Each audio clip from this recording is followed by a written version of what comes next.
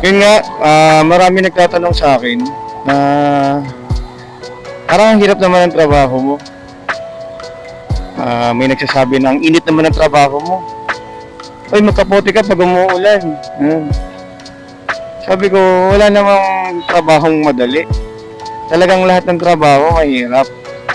Depende lang yan sa may katawan. Nung bago nga ako dito, hindi nga pumasok sa isip kung tatagal ako sa serbisyo na to. Pero 2025 na, biruin mo, 2010 nung napasok ako. Halos 15 years na akong laman ng kalsada. Pero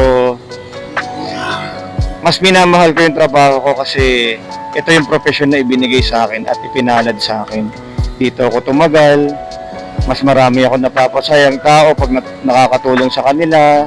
Yung simpleng napapatawid mo sila, nai-assist mo sila, natuturo mo kung saan sila pupunta, saan direksyon nila. Masaya na ako sa ganun, sabi ko. At the same time, itong trabaho na to yung bumuhay sa pamilya ko. 'Di ba?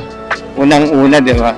Kaya mahalin lang natin kung anong meron tayo at gagaan ng lahat ng bagay. Okay, salamat.